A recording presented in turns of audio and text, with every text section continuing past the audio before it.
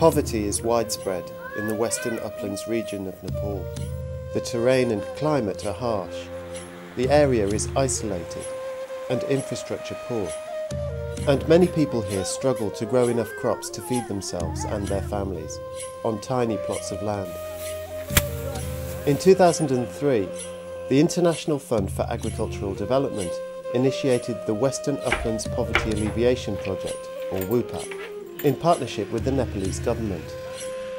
Operating across 11 districts, the project's objective is to improve and strengthen the livelihoods of the most vulnerable by improving people's access to services and resources, promoting different livelihood options, and empowering women and other marginalised people.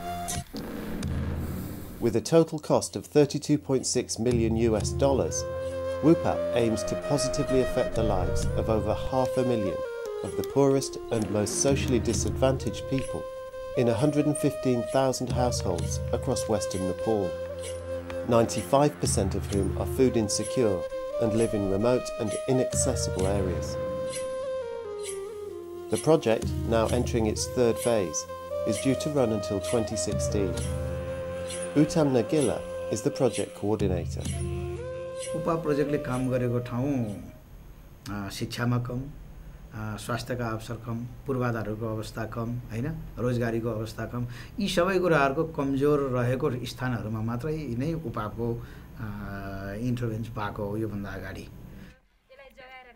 Community organisation is at the very heart of the work that WUPAP does. And the Himali community organisation from Gurase village in the district of Dailekh is an example of how the project works with villagers to make an impact upon health, education, employment and infrastructure.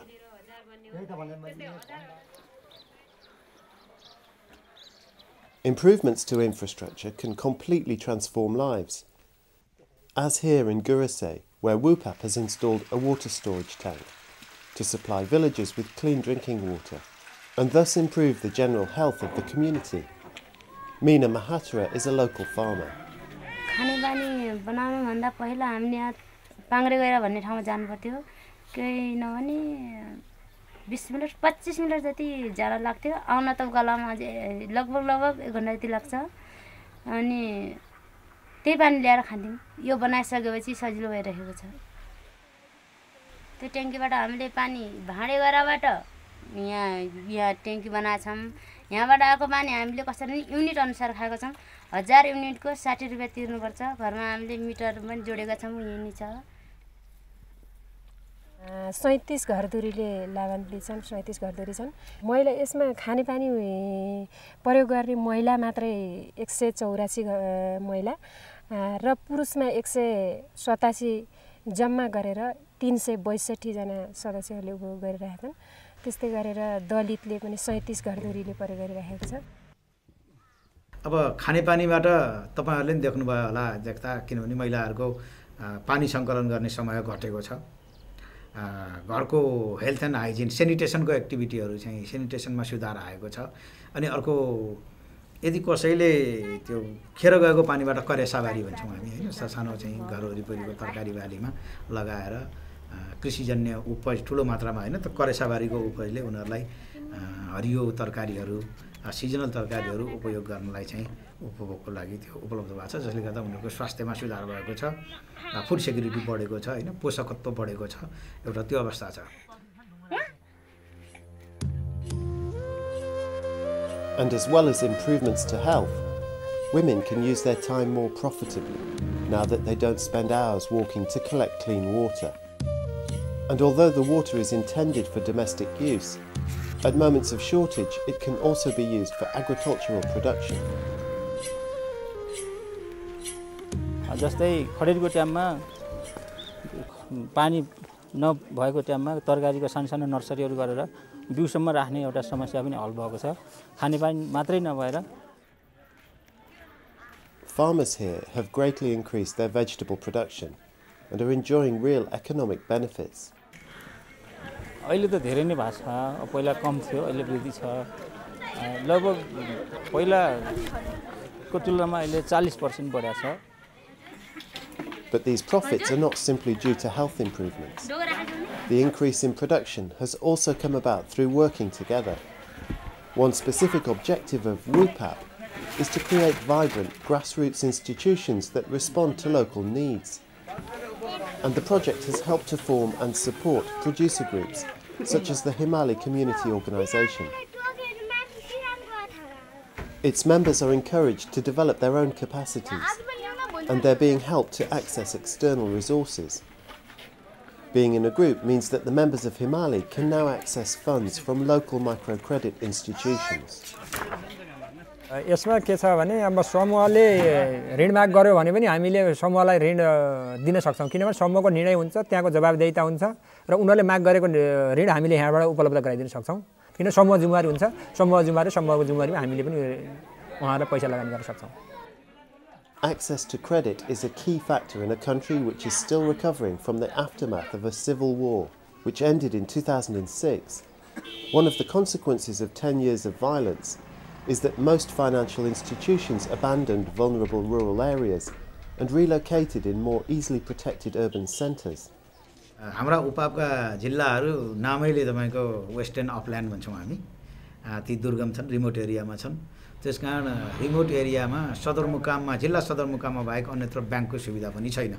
र कति जिल्लामा भएको पनि जिल्लामा एक दुई ठाउँमा जति ब्याङ्क भयो भने त्यही एकत्रित हुने अनि किसानले त्यहाँसम्म पुगेर धितो राखेर त्यो ब्याङ्कसँग पहुँच गरेर ऋण लिन सक्ने अवस्था पनि होइन. त्यसकारण गरिबको अवस्था एउटा त्यो होइन. त्यसकारण के भयो भने पहिला गरिबहरू सङ्गठित भए, सेभिङ भयो. Now, WUPAP is playing an essential role in helping the most disadvantaged to save money and get access to the limited amounts of credit that are available in remote areas. अनि उनीहरुको बचत सङ्कलन र सङ्कलित बचतको परिचालनको लागि सामाजिक परिचालक मार्फत उनीहरुलाई हामीले सघाएका छौं. जस्तै उनीहरुलाई बुक किपिङ कसरी गर्ने श्रेष्ठताहरू हामीले दिएका छौं. त्यो बुकहरू दिएका छौं, रजिस्टरहरू दिएका छौं. त्यो रजिस्टरमा कसरी माइन्युट गर्ने, हिसाब किताब कसरी राख्ने हैन, अनि त्यसको ब्याजहरू कसरी बाँड्ने र ऋणलाई सकेसम्म बढी भन्दा बढी इन्कम जेनेरेटिङ एक्टिभिटीमा कसरी त्यसलाई चाहिँ लगानी गर्ने यी कुराहरू हामीले सिकाएका छौं. एउटा Meena Mahatara is a member of the Himali community organisation. She took a loan through the cooperative with which she bought a buffalo. With the income that she could raise from selling milk and by selling vegetables grown with rich fertiliser from her buffalo, Meena has been able to get further loans and to build this house.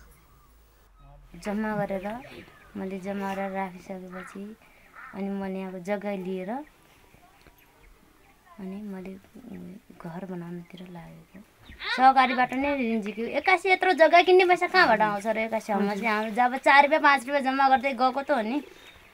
त्यहाँ ती जम्मा गर्दै जाँदाखेरि अलिअलि पैसा पनि जम्मा भइरह्यो. त्यसपछि अब यताउति केटाकेटीलाई पनि खर्च हुने भयो, घर खर्च चलाउनु पर्यो.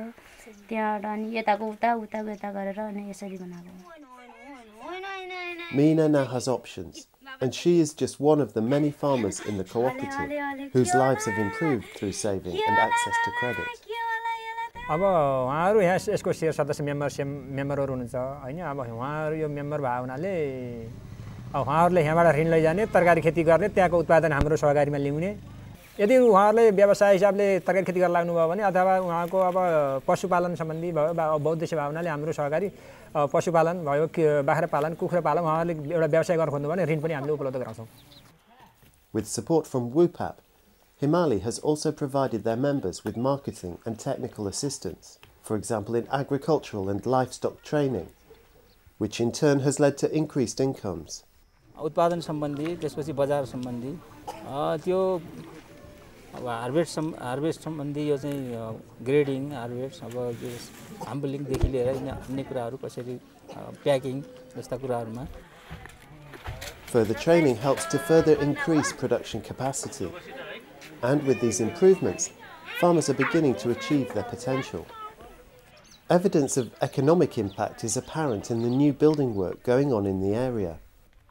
जुन अलि मानिसहरुको कच्ची घरहरु थियो अहिले अब बिस्तारै त्यो फुसको छानाहरु हटेको छ. पहिला अब खरको छाना थियो.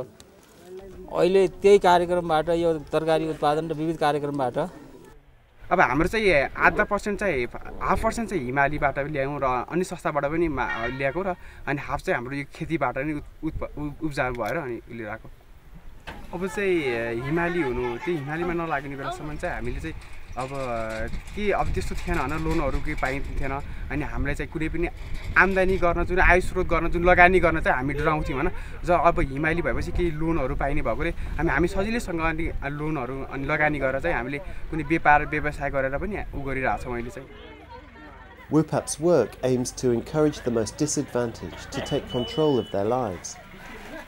And one sign that the development here will sustain itself long into the future is the number of children who are now able to remain in school. अब खाना त्यस्तै आम्दानी भएपछि अब त्यो खाना लाउनु अब केही बच्चाबच्चीहरूलाई पढाउन अब पहिला छैन छोराछोरीलाई 5 कक्षाभन्दा धेरै पढाउने होइन झन् छोरीलाई त पढाउने नै होइन भन्ने रहनसहन थियो भने अहिले छोरीले पनि पढेर केही गर्न सकिँदो रहेछ भन्ने भावना बुझेका छन् यहाँका कृषकहरूले आफूले पढिएन अब हाम्रा बालबच्चाहरूको भविष्य सुधार गरिदिनुपर्छ भनेर यहाँका कृषकहरूले तरकारी बेचेर भए पनि छोराछोरीलाई चाहिँ राम्रै ठाउँमा पढाइरहेका छन् म कक्षा 6 पढ्छु मेरो ठुलो भएपछि डाक्टर बन्ने सोच छ म काठमाडौँ गएर पढ्न चाहन्छु अरूलाई के मद्दत गर्ने के बिरामी भएपछि सन्चो गराउने अनि यहाँ फर्किने Gurase is only one example of the many villages across western Nepal where WUPAP is intervening. In the mountain region of Himali on the Chinese border, the project has invested in micro-hydro units, improving health and reducing drudgery, while encouraging local farmers to grow medicinal cash crops.